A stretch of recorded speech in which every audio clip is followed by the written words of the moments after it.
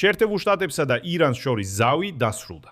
ამ თვეებში ირანი ბალისტიკური და ფრთოსანი რაკეტებითა და უპილოტო აპარატებით უდევს გაერთიანებულ არაბთა საამიროებს. შეერთებულმა შტატებმა ჩაძირა 6 ირანული კატერი და ხორმუზის სრუტეში ბრძოლები მიმდინარეობს.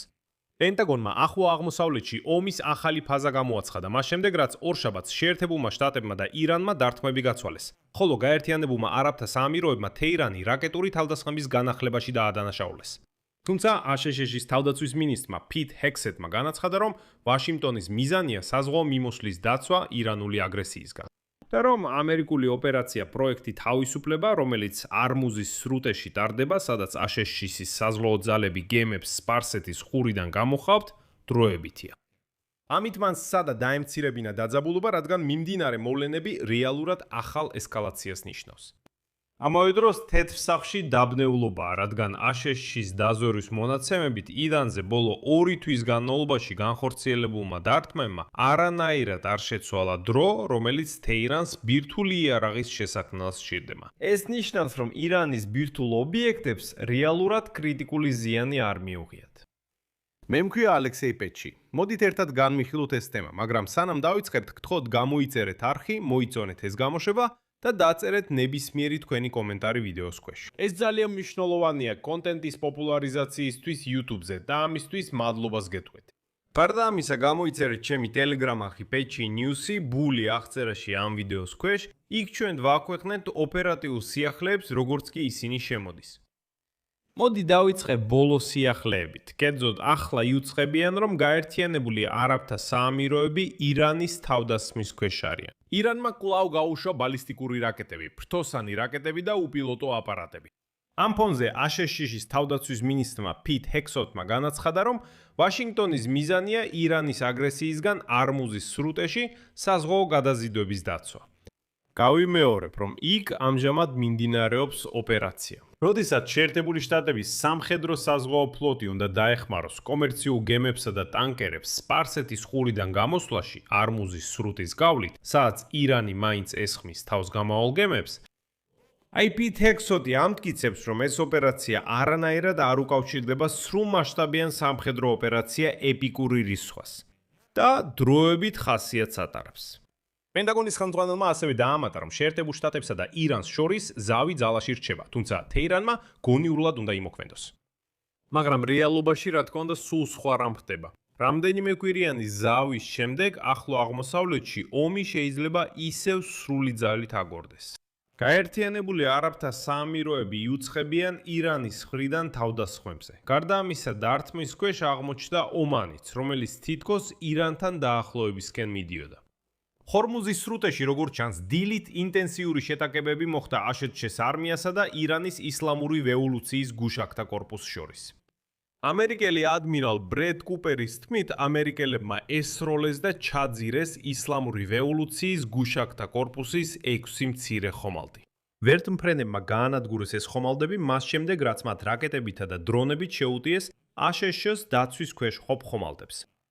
საინტერესოა, რომ თეთრ სახლში ამჟამად თავს არიდებენ პასუხს კითხვაზე, ნიშნავს თუ არა ეს ყველაფერი იმას, რომ აშშ-სა და ირანს შორის ზავი დასრულდა. ადმირალმა ბრედ კუპერმა დღეს განაცხადა, ციტატა: არ მსურს დავაკონკრეტო, დასრულდა თუ არა ზავი. ჩვენთვის მნიშვნელოვანია, რომ მოქმედებთ მხოლოდ როგორც თავდაცვითი ძალა და უზრუნველყოფთ სავაჭრო გემების დაცვას. чтобы суда могли покинуть Персидский залив.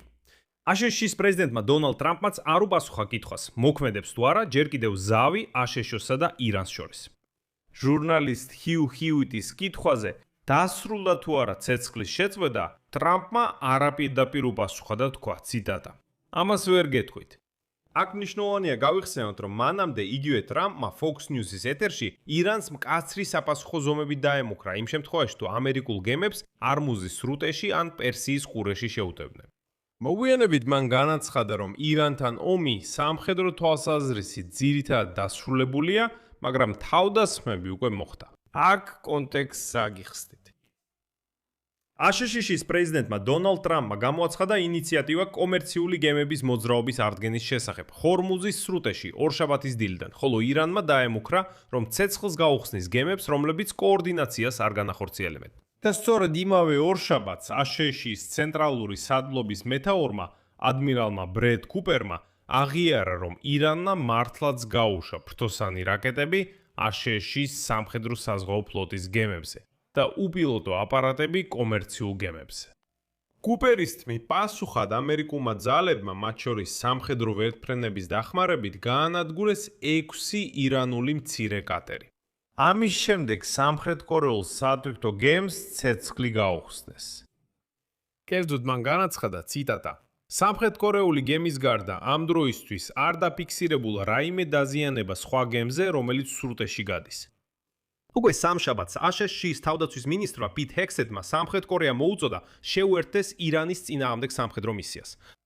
გარდა ამისა, ამ დროისთვის ცნობილია, რომ ირანმა ასევე განახორციელა მრავალი სარაკეტო და უპილოტო შეტევა გაერთიანებულ ემირატებსა და მათ სანაპიროზე. ემირატებში ბოლო დღეღამეში მინიმუმ 4 სარაკეტო განგაში გამოცხადდა. ეს არ ითვალისწინებს იმას, რაც ბოლო წუთებში ხდება. ირანულმა დრონმა დააზიანა ნავთობის ობიექტი ფუჯეირაში. ეს არის მნიშვნელოვანი მილსადენის კვანძი, რომელიც საშუალებას აძლევს ნავთობის ექსპორტს ჰორმუზის სრუტის გვერდის ავლით. სხვა რაკეტები ჩამოაგდეს ისრაელის რკინის გუმბათის სისტემის დახმარებით, რომელიც ომის დასაწყისში ემირატებში გადაიტანეს. ომანმაც განაცხადა თავდასხმების შესახებ ბუხეში, ჰორმუზის სრუტესთან, სადაც საცხოვრებელი სახლი დაზიანდა. საერთოდ გაუგებარია, რატომ დაარტყა ირანმა ომაც. ირანის შეიარაღებული ძალების განცხადებაში ნათქვამია, რომ აშშ-ის აგრესიული ქმედებები მხოლოდ გააუარესებს არსებულ სიტუაციას და საფრთხეს შეუქმნის გემების უსაფრთხოებას სპარსეთის ყურეში. მაგრამ აღნიშნა, რომ სამხედრო ოპერაციასთან ერთად აშშ-ო ცდილობს გაეროს მხარდაჭერაც მოიპოვოს, რათა ირანს ჰორმუზი წაართვას. აშშ-მ გაეროს უშიშროების საბჭოს ახალი რეზოლუცია შესთავაზა, რომელიც გმობს ირანის მიერ საზღვაო ნაღმების დაპენებას და ჰორმუზის სრუტეში გადასახადის ამოღების პუნქტების შექმნას. იდეა იმაში მდგომარეობს, რომ სხვა ქვეყნებს დიპლომატიური მხარდაჭერა გაუწიონ სრუტის განაღმვისა და მისი გემებისთვის გახსნის მიზნით. ამბობენ, რომ არიან ქვეყნები, რომლებიც მზად არიან შეუერთდნენ აშშ-ის ოპერაციას, მაგრამ მათ სჭირდებათ საერთაშორისო გამართლება ან მანდატი. გაეროს უშიშროების საბჭოს მანდატი ასეთი ოპერაციის განსახორციელებლად, რასაც სხვადასხვა შორის აშშ-ო ახლა გაეროში ცდილობს, გაეროს მანდატის მიღება სამხედრო ოპერაციისთვის ჰორმუზის სრუტის ბლოკის მიზნით. პირველ რიგში ეს საჭიროა სპარსეთის ყურის ქვეყნებისთვის, მაგრამ საინტერესოა, რომ პარტნიორებად, რომლებიც გაეროს უშიშროების საბჭოსგან ასეთ ნებართვას ეულდებიან, გერმანია და სკანდინავიის ქვეყნები სახელდებიან. ამ ფონზე დონალდ ტრამპისთვის არასახარბიელო ამბავი გავრცელდა. აშშ-ის დაზვერვის მონაცემებით ირანზე ბოლო 2 თვის განმავლობაში განხორციელებულმა დარტყმებმა არანაირად არ შეცვალა დრო, რომელიც თეირანს ბირთვული იარაღის შესაქმნას სჭირდება. გახსენებთ, რომ აშშ-ის დაზვერვამ ჯერ კიდევ 2025 წლის ივნისში 12 დღიანი ომის დაწყებამდე დაასკვნა, რომ ირანს სავარაუდოდ შეიძლება საკმარისი რაოდენობის იარაღის ხარისხის ურანის წარმოება. Чтобы примерно за 3-6 месяцев ბირთვული იარაღის შექმნის მიზნით. ამ ომის შემდეგ, რომელიც გასული წლის ივნისში მოხდა და რომლის შედეგადაც აშშ-მ დაარტყა ბირთვულ ობიექტებს ნატანზში, ფორდოუში და ისპაჰანში, ამერიკული დაზვერვა თვლიდა, რომ ბირთვული ბომბის შექმნის ვადა დაახლოებით 9-12 თვემდე გადაიწია. თუმცა, ეხლა 2026 წლის ახალი ომის შემდეგ დაზვერვა მიიჩნევს, რომ ბირთვული იარაღის შექმნის ვადა არ შეცვლილა. ანუ ისევ იგივე 9-დან 12 თვემდე რჩება. ეს ამტკიცებს, რომ ახალ ომს ბირთვულ პროგრამაზე გავლენა არ მოუხდენია. ამიტომ ბირთვული მარაგების ამოღების საკითხი კვლავ მეტად აქტუალური. თუმცა ირანი მოლაპარაკებებზე ცდილობს ეს ბირთვული საკითხიც კი გადადოს და მოგვიანებით განიხილოს. აქ წერტილებს დავშვამ, თქვენი აზრი და დასკვნები კომენტარებში დაწერეთ ამ გამოშვების ქვეშ, გამოიწევეთ არხი, დააწკაპონეთ ზარზე და არ დაგავიცლეთ ლაიკის დაჭერა. თუ გსურთ ამ YouTube არხის მუშაობის მხარდაჭერა, მადლიერი ვიქნები ამისთვის.